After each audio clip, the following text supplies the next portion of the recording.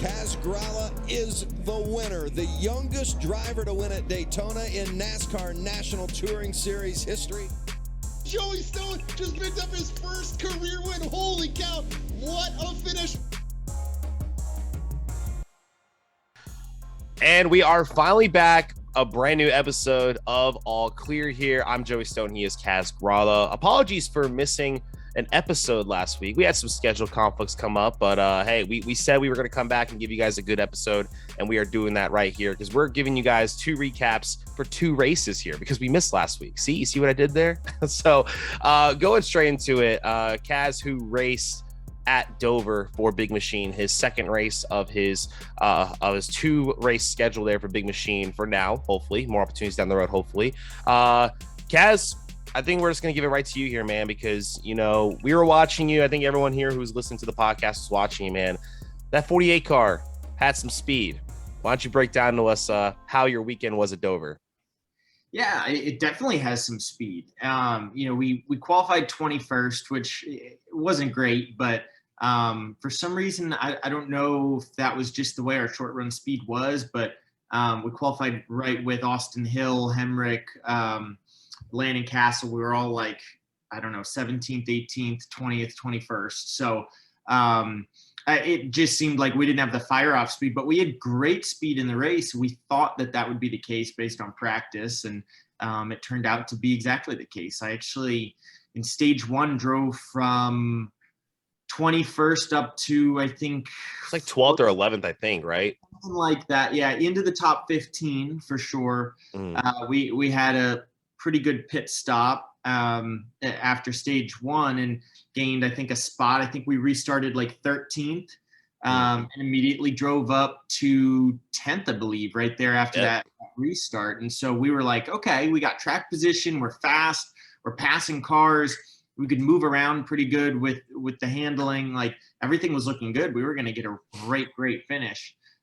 We were right there with Sheldon Creed, who went on to finish the race 8th. So we were like, yeah, we'll probably finish here between 7th and 10th, which with the tough season and tough luck that the 48 team has had, that would have been excellent. So we had the speed to do that. We were in position to do that. And about 10 laps into that stage 2 portion there, we ended up having a vibration that was getting worse and worse, and figured out it was a loose right front wheel. So I radioed to them saying it's getting worse. We're going to have to come in. We got to change the wheels here before this gets too bad, because if you do stay out with a loose wheel, it will eventually break off. You get a 4-week suspension for the crew chief, 2 pit crew members, and then obviously you've got a wrecked race car and you're coming off on the hook. So the alternative was to pit and change the tires, which unfortunately at Dover with the pit road and the speeds there, you end up going 2 laps down. So we did go 2 laps down. What you probably wouldn't have seen on TV, because we were buried 2 laps down and didn't have track position. We actually had a killer rest of the race still. We passed so many cars. We were fast. We kept driving up into the top 15 time after time again, and then being put back on the restart since we were a lap down, coming back through to the top 15, but none of it was for position because we weren't on the lead lap. So we took a wave around, got back to 1 lap down. We drove on old tires past all the other 1 lap down cars that were on new tires, passed them all, got into the lucky dog position. We're in the lucky dog position for, I don't know, 20, 30 something laps, maybe 40 laps, long time. Just needed that yellow to come out. Never came out right in that time period when we needed it. And by the time it did come out, the leaders had already started to catch the back of the field and start putting new cars 1 lap down. So we got trapped off the lead lap, never got back to the lead lap, ended up finishing the race. I think we were the 13th, 14th car across the finish line, but we were scored 24th a couple laps down. So definitely disappointing for everybody that we didn't get a great finish, but the car was in one piece, which is good. At least they can fluff on it, make it even better for next time. And the number one thing is we were fast. We were good. We passed cars. We drove through the field. We ran where we should have run. They consider themselves a top 10 team. We proved that weekend that we're a top 10 team. We drove up into the top 10. So I knew that car had speed in it. I felt that. I knew that they were going to be good going into the races ahead. And they did have Tyler in at Darlington, and they ran between 5th and 10th all day there as well, even after having a hiccup early in their race. So, yeah, the car's fast. I'm telling you, that thing, it'll get top 5s, top 10s. It definitely could be a playoff contending car. It just needs the luck. It just needs the luck, man. It just needs races to finish.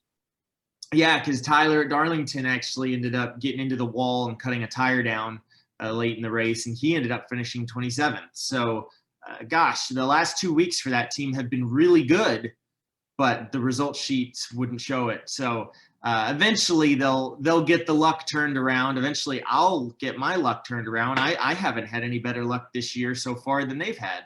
So, at least they've gotten an evaluation of their equipment to know it's good, it's fast, it'll run up there. It has run up there. They just need to finish some of them off, but I'm sure coming up that their luck will turn around. It always does at some point, right? No, yeah, luck has to turn around at some point, right? I mean, if luck didn't turn around, then what's the point of, continuously working to get things, switched back around to the positives? But, you mentioned how you guys were fast that last half of the race. And I think, speaking for myself and others who are watching you, we noticed it. There was times when they really weren't talking about the 48 because you guys were a lap down or so, but there were times when they were showing like the 12th place car, the 13th place car, and the 48 is either right in front of them or right behind them. So you guys had the speed, and you guys just need that one caution, it seemed like. But man, you guys just couldn't get it. You guys could not get that one caution. And like, I kept telling myself, man, if they can get this one caution, they can get top 15 guaranteed, maybe a top 10, depending on how this is going. Definitely a bummer for you, man, because, we saw you run into that top 10, man. We really said, man, this could be a really good day for that team in Kaz. This could be a really good day. And then the vibration happened. And I don't blame you for coming into pit at a track like Dover with a vibration. You can't risk that, man. That tire goes out, you're in the wall. No doubt about it. Yeah. And the two tracks on our schedule that actually have the highest load, you might think like Daytona, Talladega are so fast, or Michigan so fast. The highest load of anywhere is Bristol and Dover. Mm-hmm. So that is where you tend to see the most loose wheels, because there are sometimes some lugs that you get tight enough that if you were at, Richmond, you won't even feel that vibration.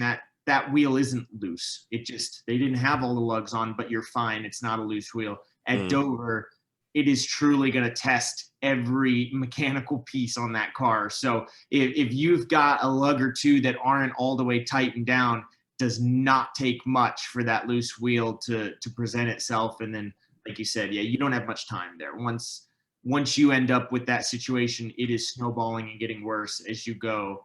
And the problem is you don't know if it's got another lap left in it, or if it's got another 15 laps left in it, or if you're about to send it down into that next corner and be towed off about 2 minutes later. So, you can never be too sure on that. So you got to be better safe than sorry. That's what we did. And we played our race right. So I loved working with everybody over at the 48 team. We had a lot of fun. We had good runs, fast cars. I know they can do it. And it seems like they believe in me as well, that I can do it with them. So hopefully I get some more chances to do that with them this year. Hey, we're all cheering for you, man. We want it to happen. Big Machine, if you're watching, man, this is the guy right here. Let's give him some more seat time and see what you guys can do. But also shout out to Tyler as well, a good friend of ours. A great run at Dover in that 48 car. Almost went a lap down, I think, or did go a lap down at the start of the race. Drove his way through the field maybe twice. Almost won the race. Really, there's no better guy to put in that 48 at Darlington than Tyler. Dude can rip it, especially in an Xfinity car. He's got lots of experience in it. They put the right guy in that car for that weekend, and man, what could have been if he didn't hit that wall right there? You never know what could have happened. But speaking of Darlington and everything, I hope I said Darlington before. Maybe I had a little typo there, not sure, but I did say Dover. Oh my gosh! Yeah. Everybody gets one. Everybody gets one. Talking about Darlington, yeah. Everyone gets one. So moving on to Darlington, talking about Tyler's run there for Big Machine, almost a win there. Going into the Darlington weekend, Kaz, I know we didn't really get to talk about Darlington or so, but what were your expectations heading into this one? Because we saw lots of good racing, especially in the Cup race, which we're going to talk about here. The next gen car definitely came and delivered. I thought we saw some great racing. We saw some great battles. We saw the cars that tend to have the best speed get up to the front. Break it down from a driver's perspective, what you expected and what you saw.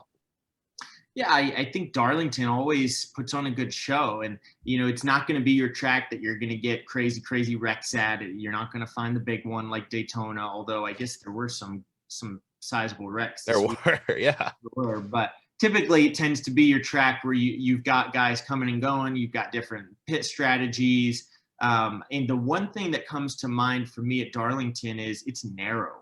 It's very, very difficult to pass, and it's difficult to drive, even just by yourself. I've actually never been to Darlington in real life. That is one of like the 2 tracks on the schedule I have not been to yet. But just doing it on iRacing and talking to the other drivers, it's a really tricky place, even on a lap by yourself. It's a hard place to get a handle on. It's definitely a hard place to pass on. So it's a track where you'll often see exciting strategies, and you'll really see the guys like Tyler that can really put it on the line every lap and get the most out of it, with making very, very few mistakes. They'll rise to the top. Larson's one of them. Denny's always really, really good there. But you saw Tyler, I think that 48 car is plenty fast enough to run up front. And I think that Tyler at a place like Darlington is able to outdrive some of the other guys who may be in cars that are just as fast as his, or maybe even a tick faster, because it is such a tricky place. Tyler's got a great handle on it. So you really saw him rise to the top there, and he ran 5th to 8th, I think, most of the race. They were behind on a set of tires because of an early incident in the race. So that's why at the end they had to stay out. They did not have tires to take when everybody else took tires. And I do think that was going to put them on defense a little bit at the end instead of offense. I think he probably would have shaken out probably about 5th to 8th, where he ran all day. Had all gone well there. Of course, he did end up clipping the wall just a little bit. I mean, that's the risk you run at a place like Darlington in all 3 series, is to make the most speed there. You got to hang it out right up there against the wall and be able to really maximize your speed. And sometimes you just overstep that a little bit, and next thing you know, you've got a flat tire. So you have to be careful, but you have to risk your car at the same time. So that's what I love about Darlington. I think Homestead has that same charm to it. I love places like that because you hear the drivers talk about it. The closer you get to the wall, believe it or not, you build like an air buffer between the right side of the car and the outside wall that it feels like a pillow. And it gives you that extra side force, that extra grip through the corner to where you can carry a little more speed. So that difference of driving at the top 3/4 of car width off the wall and the top running an inch off the wall, that's a big difference. There's a lot of speed. There's a lot of juice there, as we say. But it's hard to get, and it's hard to get it without making those mistakes. And as you see, Tyler, Larson, they're the best of them. Even guys like that, they will step over that line. I think Larson spun this weekend. Chastain just about dominated the Cup race. He spun. Reddick ended up catching the wall in the Xfinity race. It's a really difficult art to master in a race car because it's so good and you're so fast right up until that one slip, and then that could be your weekend. So that's what's cool about Darlington. We saw that all weekend, and you definitely see the drivers getting tested to the max in every series there. Yeah, and I like how you mentioned how Darlington's just one of those tracks, man. It doesn't matter how good of a driver you are, it can get you in the blink of an eye. And we saw that with someone like Ross Chastain, who has proven this year to be a wheel man, who definitely can wheel a car. Looked really good with that #1 throwback. That's arguably my favorite throwback of the whole weekend. We'll talk about our favorite throwback in a little while, but that one is nearly top for me right there.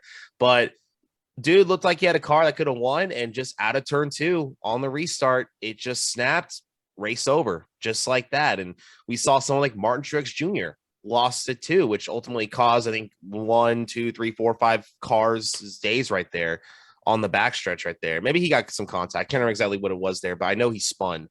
But Darlington is that track, and tracks like Homestead, Darlington, heck, if you go to iRacing this week and do some Kansas, it feels like that too when you're ripping the top. I love tracks like that.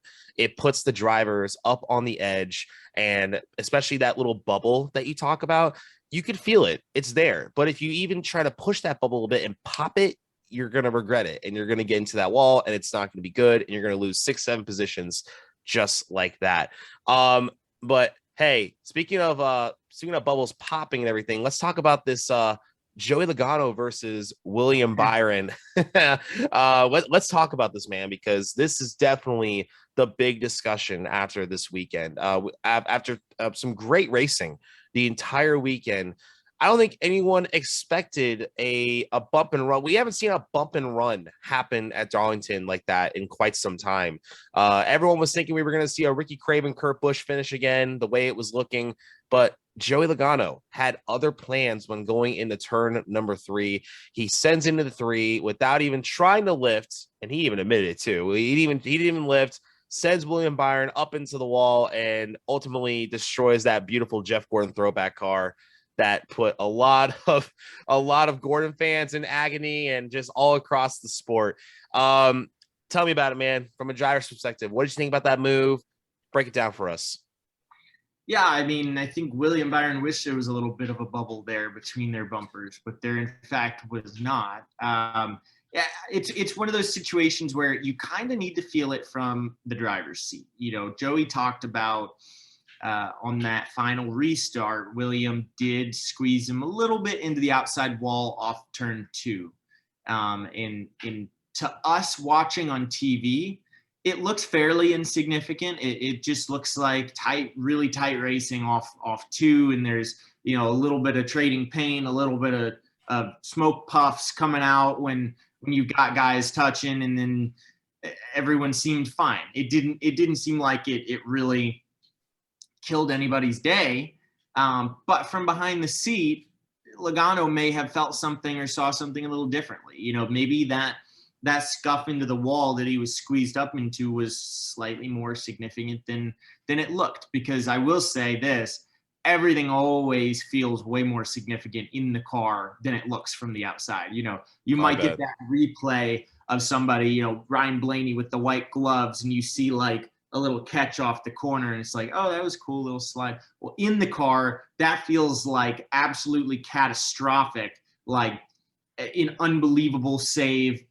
Your heart jumps, your stomach sinks.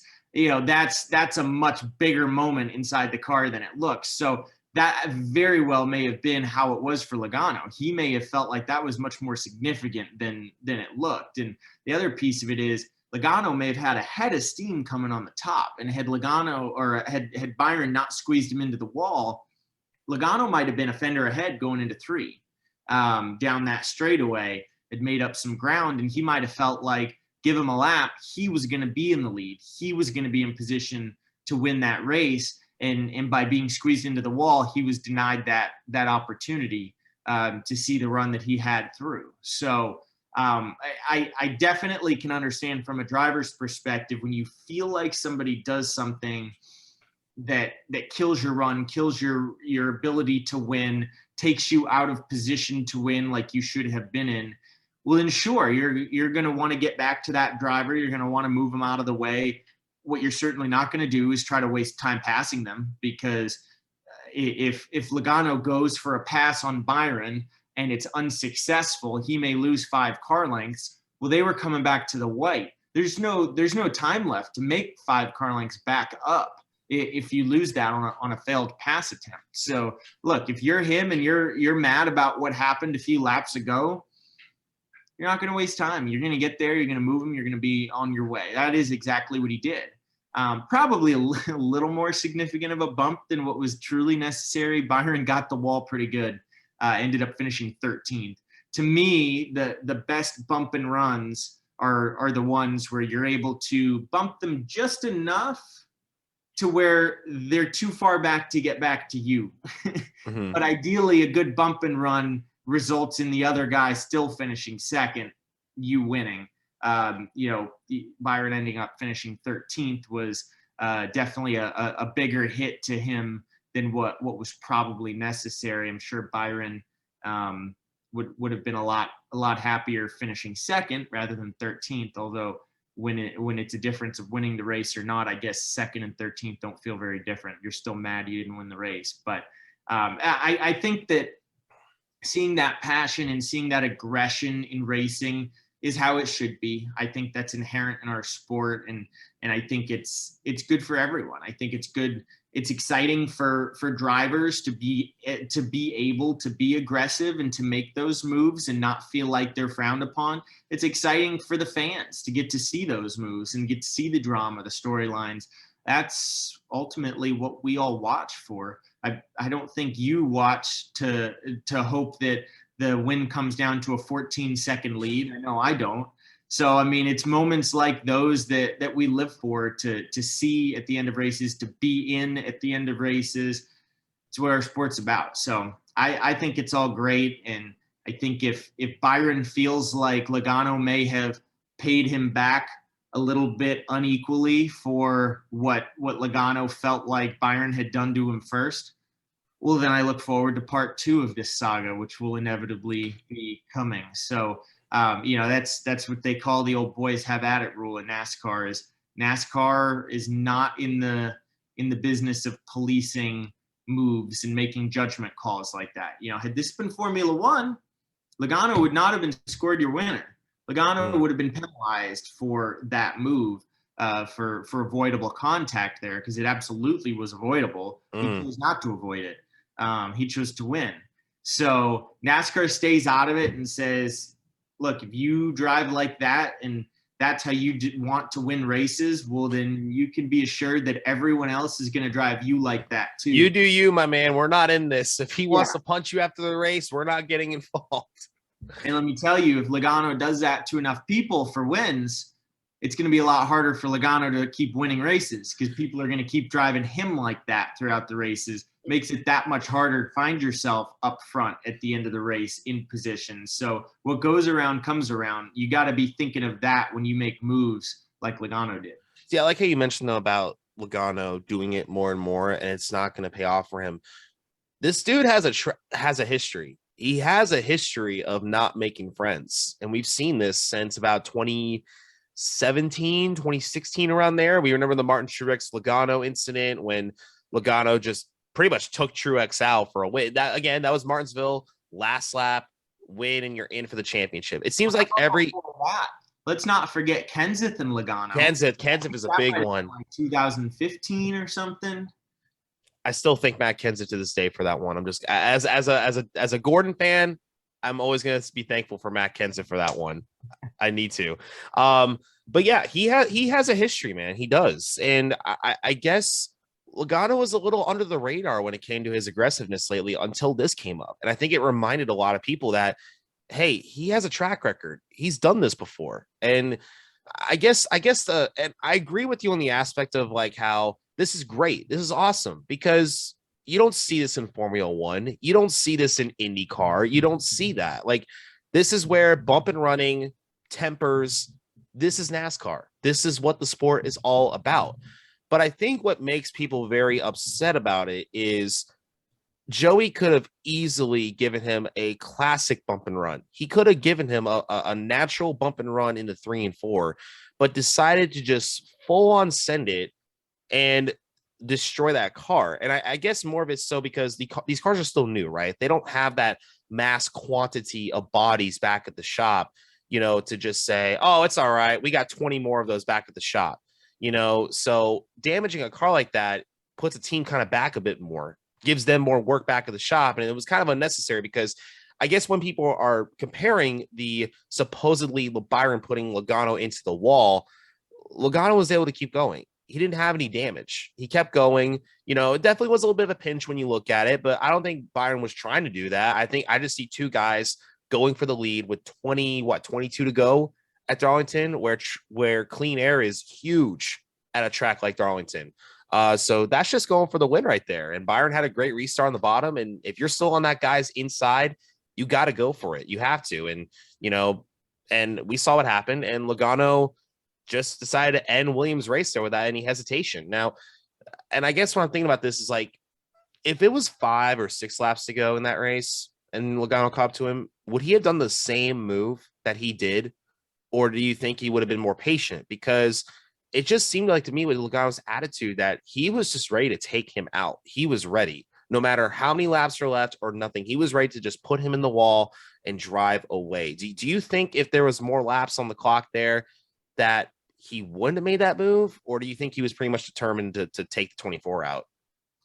I don't think he would have made that move. I think that when it comes to aggression with contact at the end of races, when you're going for the win, it absolutely matters how late it is. You get more desperate the later it is. And like I mentioned, it's very, very possible at Darlington and at many tracks that you go for that pass, you go to the bottom and you get caught on the bottom. You couldn't clear them. So they end up clearing you back by 5 car lengths. Well, if you've got 6, 7 laps to go and you ran them down, you got time to get back to them, try a new strategy. Maybe try to go to the top this time if there's room. Maybe try to do a slide job instead of run the bottom. Maybe you move them. You've got options. When you're coming back to the white, you got 3 corners left between you and the checkered flag. You don't have time to fail a passing attempt. In fact, what you need to do is, as I mentioned, is you need to get to their bumper, move them out of the way, just enough to where they don't have time to get back to you. Because I can tell you this, if you move them out of the way and they have time to get back to you, ooh, you're in bigger trouble than you were before. Because now you're probably not even finishing second. So I think that I don't disagree with moving Byron out of the way. But as I mentioned, and you made the same point, like a good bump and run, it makes the other guy finish second. It guarantees you the win, but it doesn't wreck the other guy. It doesn't heavily damage his car. It doesn't cut his tire, and it shouldn't result in him finishing 13th, and that is what happened. So I think Logano hit him harder than he needed to, but I don't disagree with him hitting him. Well, I think I had mentioned this in a previous episode. It's so difficult in these situations, though, because we practice driving. We even maybe practice restarts or pit road, I guess, with iRacing. You have reps on all this stuff. Nobody practices wrecking somebody. Nobody practices moving somebody. How do you practice that? It would be at the expense of another car. Teammates can't practice that. You know, you don't go testing and practice that. These are things where you don't have the opportunity to do that unless you are in that situation right now, trying to win a race like they were. And even for guys that are at the top of our sport, Joey Logano, Kyle Busch, Chase Elliott, Kyle Larson, even those guys, still for every race you win, or for every maybe 5 or 6 races you win, was there one that you had an ending where you needed to move a guy out of the way for that? It's not like that's how you win every race. So you're talking once, twice a year at most are you in a situation as a driver to where you need to move somebody out of the way for a win. It's just not that often. So do I think Logano went into that corner with the intention of hitting Byron so hard that it knocked him into the wall and cut his tires down? Probably not, although maybe, depending on how mad he was from early. I think yes. I think so. I don't know, because I know from experience in a race car, that difference of moving them too little to where you're still side by side off the corner and moving them too much to where it kills their race like it did Byron's.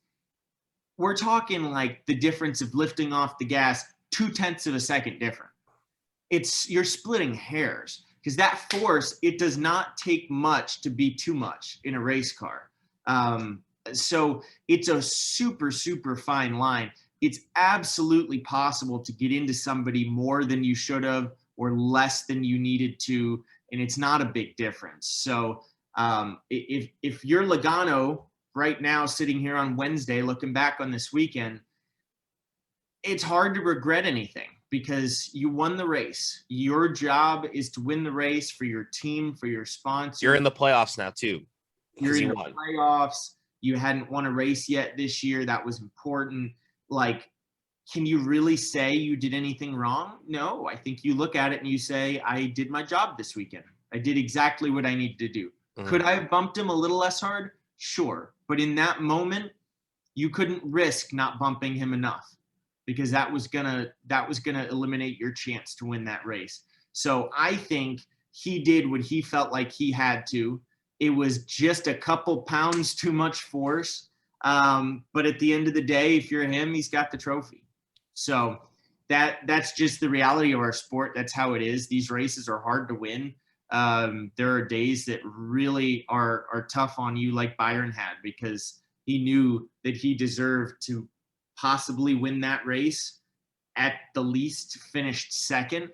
And he's leaving there with a 13th place finish. So oftentimes there's battles like that at the end, like we want to see, and one of the guys walks away feeling like that. So that's part of the sport. Byron will be on the other end of it plenty of times too. That's just how it works. So it was fun to watch. I loved it. I think that's how racing should be. So I'm very, very much looking forward to the races coming up to see if there's some continuing storylines from these situations.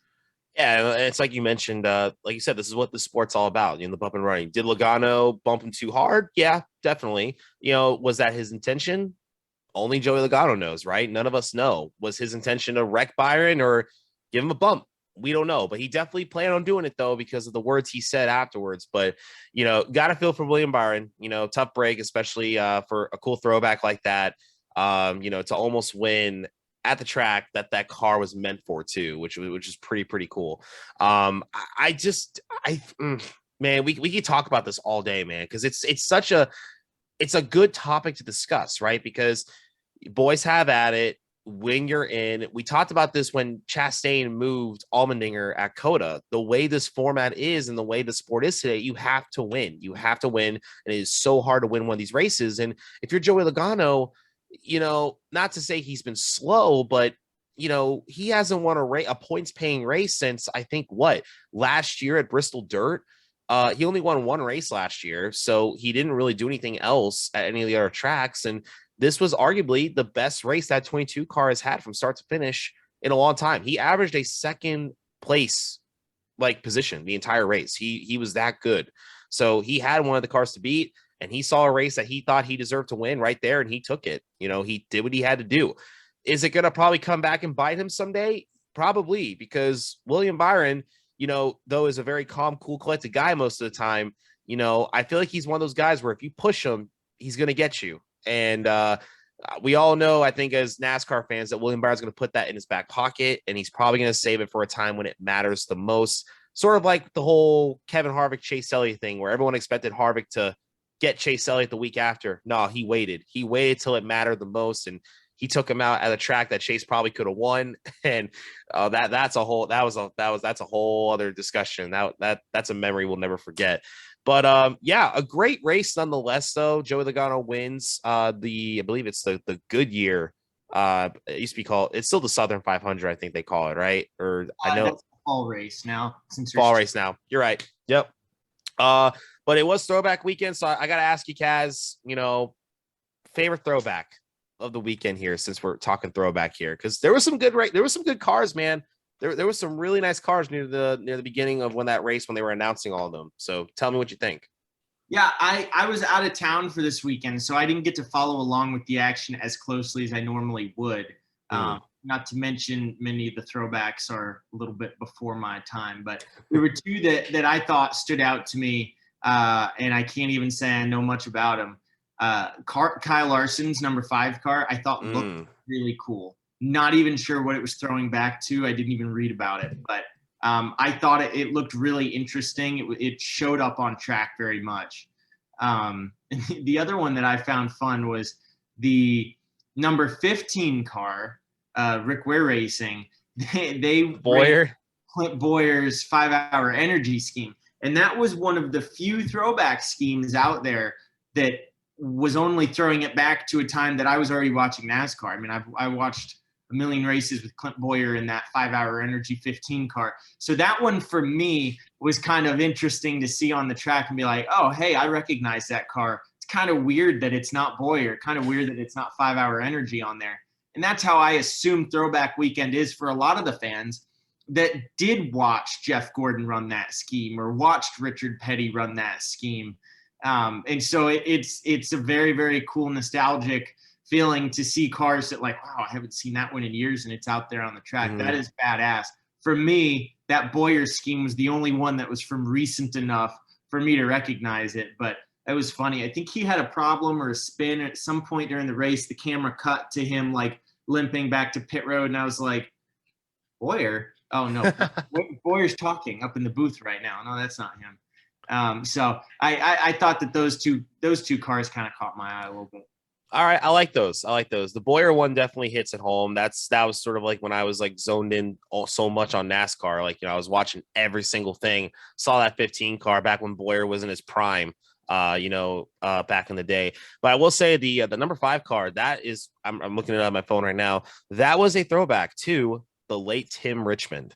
So that was a Tim. I love it even more then. Yep, it was a classic throwback to the late Tim Richmond. He raced a similar car in the Busch Series at Charlotte in 1984. So that's what the throwback was to. But hey, it was a really nice car. A lot of people loved it. All right, I gotta give you mine. You know me, man. You know which one I'm probably gonna say. Hit 24. That 24 was amazing. When I saw the render, I saw the light blue. I'm like, I wish the blue was a little darker. And you can never trust a render. When I saw that thing on track, man, it looked like I was watching Jeff Gordon. It really looked like it. And I've been waiting for that red and blue flame car for years. You have no idea how long I waited for that car to run again. And they finally did it, and they almost won, which would have been awesome for me as a Gordon fan my whole life. But we all know what happened right there. So that was a cool car.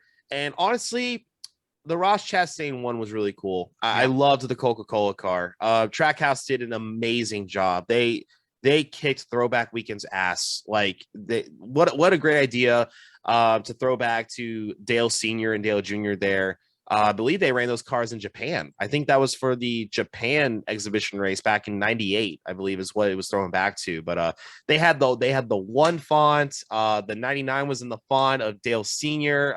It was so cool. I wish Chastain could have had a better finish or a better outcome in that car because it was beautiful. They had the Coca-Cola bear. They had the polar bear on the car too. I mean, it was from nose to the rear. It was the exact car. And you don't really see that much these days because of licensing and all these things. But Trackhouse, man, they talked to Coca-Cola and they're like, hey, we want this car pinpoint top to bottom the way it was. And they're like, say no more. We got it. So they did a great job. The teams did a great job, I think, with the throwbacks, considering the new number placement. I know that was definitely a challenge for a lot of the designers.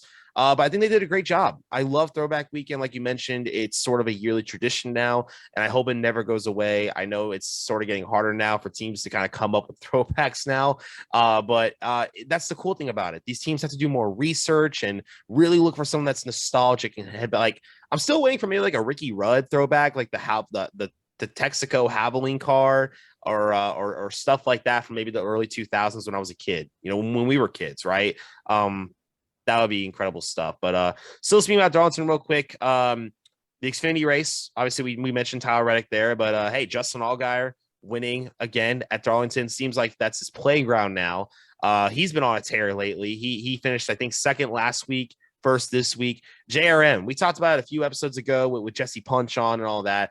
JRM just looks unstoppable, man. They look like the best that team has ever looked as a whole, from their first car all the way to the fourth. Sam Mayer improving, Noah Gragson driving great, Justin Allgaier, Josh Berry played the restart game a little too much there and got a penalty.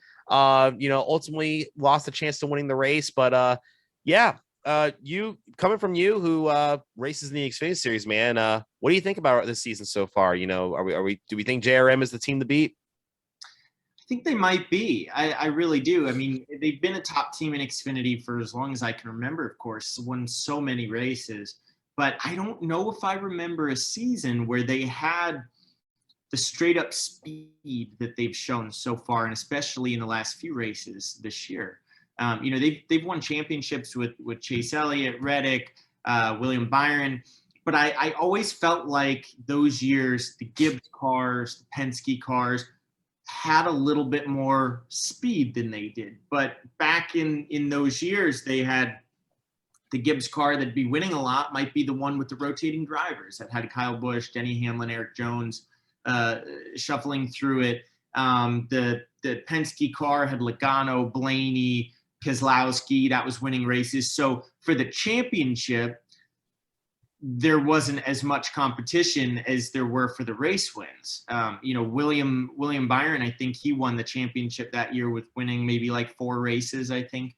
Not like dominating with 12 wins or anything crazy. So there were clearly a lot of other winners, but he was just quiet, consistent. He won that championship. This year, JRM's showing more than just consistency. They're showing that speed. They're showing that they can go past a Gibbs car and drive away from it. They did it at Dover. They did it at Darlington. And I think that's a really strong move because that's not something we've seen in a number of years. So I'd say they're looking really good right now. I think Gregson, Allgaier, Barry, I think really all 3 of those guys can be championship contenders. We know JRM has historically been very good at Phoenix, particularly Allgaier. So would it shock me to see them be able to pull out a championship? No, I think they definitely could do it. But it's really hard right now to say Gibbs isn't a championship favorite. And by Gibbs, I mean actually Gibbs himself. I was like, whole team or the 54 car? What are we talking about? Yeah.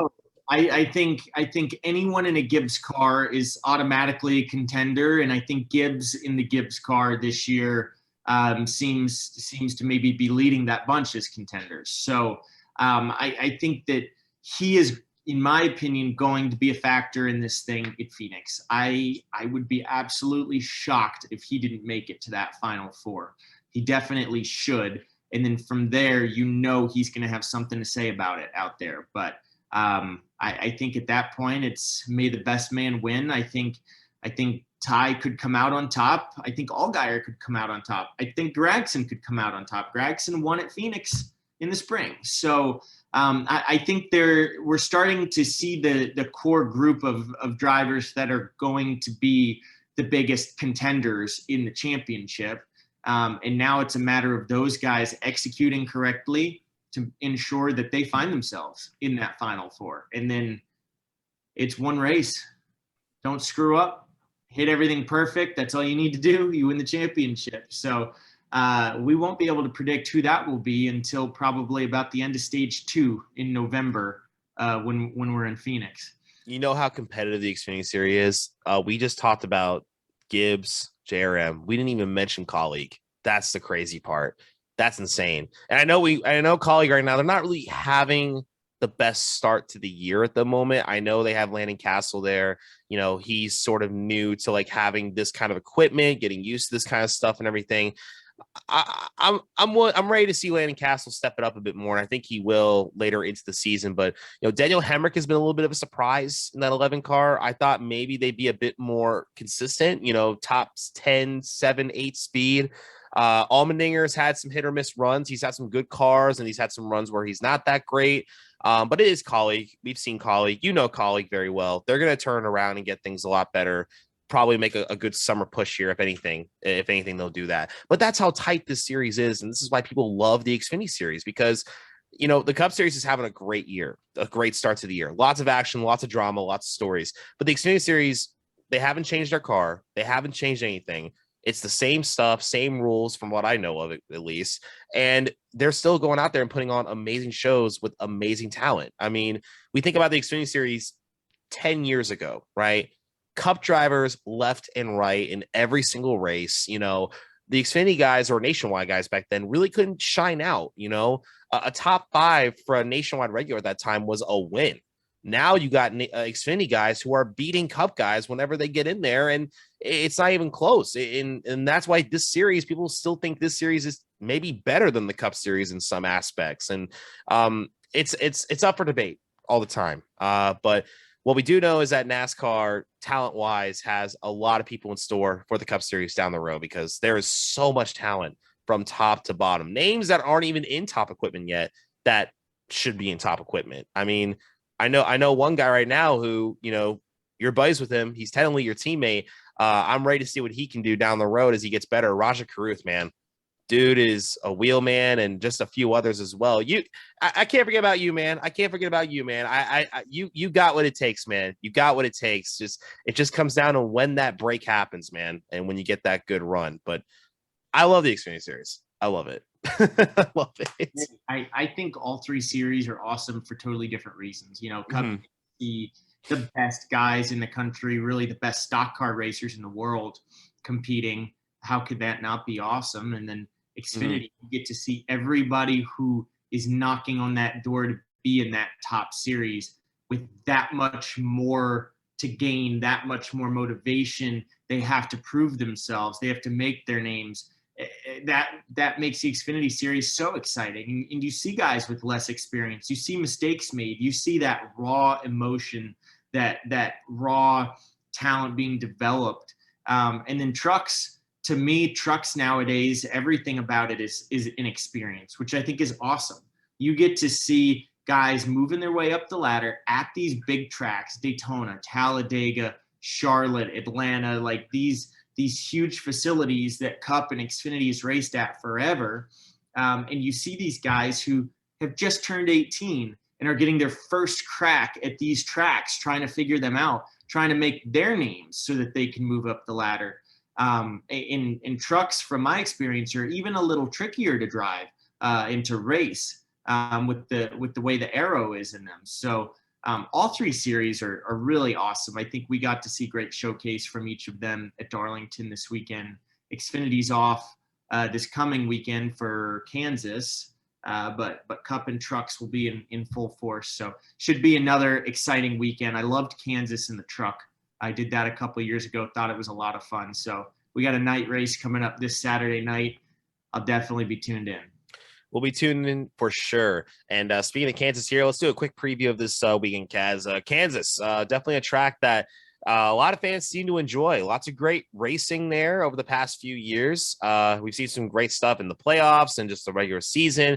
Breaking down what this next-gen car is going to be like, right? We don't know, right? We never been here. I think they had a tire test at Kansas. I think they tested the next gen car at Kansas. Can't remember off the top of my mind. But heading into this one, I gotta ask you, man, who's your pick? Who are we picking for Kansas? Because guess who actually got the Dover pick right? It was you. You picked Chase Elliott. I did, and I picked Martin Truex Jr. and he was close. He was right there, second or third. So hey, we know what we're talking about, guys. We know what we're talking about. It just comes down to who gets lucky. Yeah, no, that is true. I'll tell you who has not been lucky this year, but is my pick for this weekend. Kyle Busch. I feel like the Gibbs cars often have great speed at Kansas. I feel like it's a track where maybe you could say less will go wrong. It's a little bit less of a wild card than some of the tracks you see. And I feel like that 18 car has had speed this year. He's just had a lot of wacky things go wrong that have taken him out of contention. So for very little reason, I'm going with Kyle Busch. That's a good pick. He's been great there. I think he even won there last year, I think, which is great. So if we know Kyle Busch, if he gets taken out for some reason, has a great car, he always seems to bounce back that next week and has a great run. So great pick right there. My pick is someone who is also from the Joe Gibbs camp, who has had a rough start to his season, but I think he is going to turn around. Give me Denny Hamlin in the 11 car. I like Denny Hamlin. He's ran good there before. He's good on the mile and a halfs. I think I see this being a Joe Gibbs weekend. I think it's going to be like a Hendrick versus Gibbs type of thing, but I like the way we're going with this. I think Gibbs is going to turn around this weekend and finally get some luck on their side. But hey, a great episode nonetheless. We're reaching the end of that episode right there. Apologies again for not having an episode last week, but thankfully we were able to get back at it this week and recap Dover and Darlington for you guys and do a little preview of Kansas as well. Guys, thank you so much for listening to this episode. Please make sure to subscribe to the YouTube channel so you guys can have episodes every week. And of course, follow us on Apple Podcasts every week for brand new episodes. He is Kaz Gralla, and I'm Joey Stone. And now you are officially all clear. We'll see you guys next week. Kaz Gralla is the winner, the youngest driver to win at Daytona in NASCAR National Touring Series history. Joey Stone just picked up his first career win. Holy cow, what a finish.